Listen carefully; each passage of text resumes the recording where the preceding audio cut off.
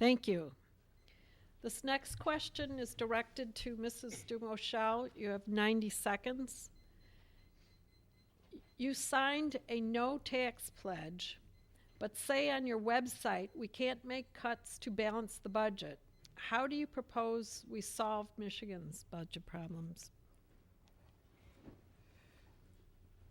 Well, we really need to have a real-world balance sheet and a real-world set of financials. We need to put all the facts on the table for everyone in this state to see. All the citizens should know where we are spending money. It's not to scare people. I know it probably would. It'll make your hair curl, I'm sure. But it's time for everyone to see that we have spent beyond our means for quite a while now. And it's a fundamental restructuring of our budget. No more backroom deals like we've had for decades. We need true transparency and openness. To take care of that structural deficit, I believe that Lansing just used the stimulus money to plug the hole in the budget, and then they voted for the $1 billion in the HHS budget. It's insanity. I mean, it's like your child turns the bathtub on upstairs and you're out in the garden, you don't know it, and you come in 3 hours later and it's all over the place and it's ruined everything. And that's what's happening in Lansing. The bathtub is running and they can't seem to stop it. Thank you. Mr. Bledsoe, would you care to comment? Absolutely. The idea that we've been engaged in reckless spending in Lansing is really pretty preposterous when you look at the Michigan legislature today. The House Democratic Caucus is led by Andy Dillon, Speaker Andy Dillon, a well-known fiscal conservative. The Republican Senate majority is led by Mike Bishop, a well-known fiscal conservative. And ultimately, at the end of the day, Speaker Dillon and the House Democrats and Majority Leader Bishop and the Senate Republicans have to agree on the budget. In each of the last 2 years, we got the budget done. This year, we actually got it done before the stroke of midnight on September the 30th, which I was relieved to see. But we got the budget done without raising taxes. Now, some of the money that Mrs. DuMouchelle is talking about, basically it's federal pass-through money. The federal government gives the state money to implement various health care programs. Thank you. The next question, Mr. Bledsoe, we will start with you. It's for both candidates, 60 seconds. Where do you and your opponent agree? Where do you and your opponent agree? I think just talking to Mrs. DuMouchelle prior to the debate tonight, I think we agree on a need to have a civil discourse, relationships between Democrats and Republicans. I think we agree that we can't continue this bitter partisanship that has been so destructive in our state. I think we agree that we've got to get beyond the partisan tribalism that has crippled us and made it impossible to solve the big challenges that we face as a state. So just talking with her briefly prior to the debate tonight, I think that's probably, or I would perceive that to be a major area of agreement. Thank you. Mrs. DuMouchelle. Well, I agree with Mr. Bledsoe. We do need civility in our government and bipartisanship and to get our problems handled. But I also think currently, as we've been speaking here, we found a few areas of agreement, nuclear power.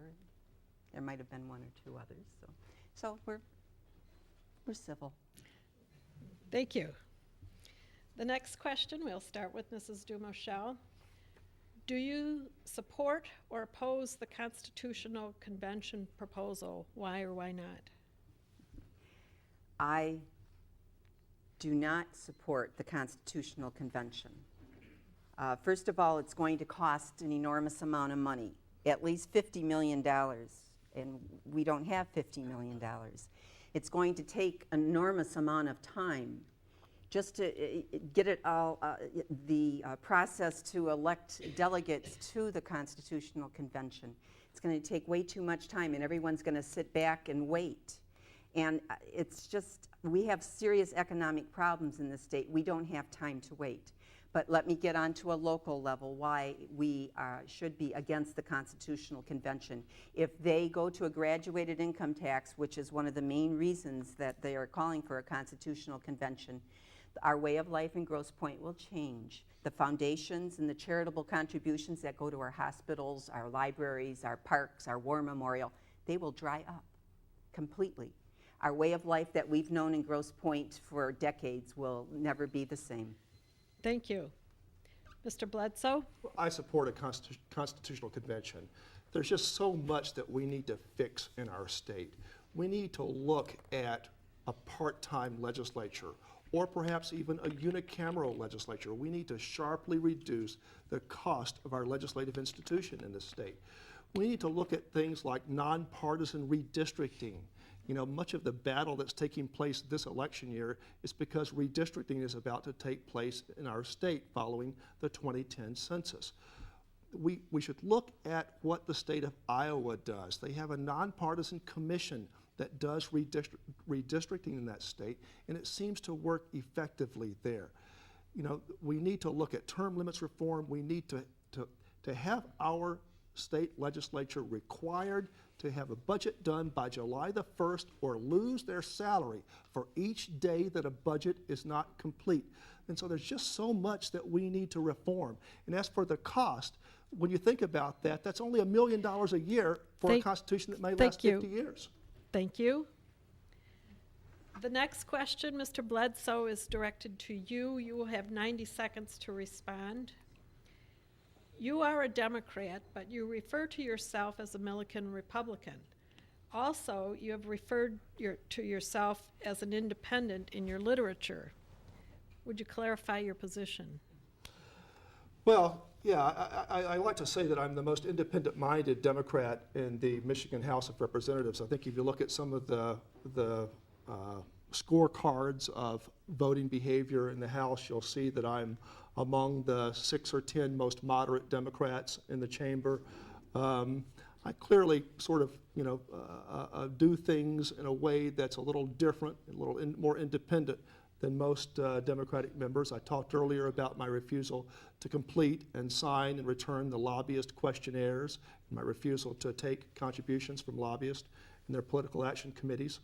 I've always thought of a Milliken Republican as someone who believes in good government. Now, when was the last time you heard the phrase good government? You hear the people on the right talking about less government.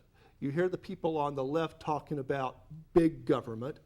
But when was the last time you heard a politician talk about good government? Well, that's what I think we need to focus on, how we can have a government that is transparent and accountable and works effectively to provide the services that the people want. Thank you. Mrs. DuMouchelle, would you care to comment for 60 seconds? Yes, I would. When you say that you do not take PAC funds, it's just a slight bit disingenuous, because the party does do mailings for you, so you obviously are part of that whole group. But you also take candidate committee money, and candidate committee PAC funds are PAC funds. They get their money from PACs. The party gets their money from PACs. So there's just a pass-through or a middleman. So that is a little bit disingenuous. And also with the situation with the calling yourself a Milliken Republican, I went to a door the other day and I identified myself. I'm Janice DuMouchelle, running for state rep on the Republican ticket. And the lady looked at me and said, "Oh, well, in the paper it said that some guy was a Republican." So that again is a little misleading to people who aren't all up on what the process is. Thank you. The next question is directed to Mrs. DuMouchelle. You will have 90 seconds to respond. What is your prior experience in local and state politics, and how does this prepare you for working successfully in the legislature representing our area?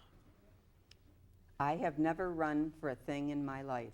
I didn't even run for, student council in high school. I had no desire. I've been in the insurance industry for 30 years. I was an underwriter for 2 major insurance companies.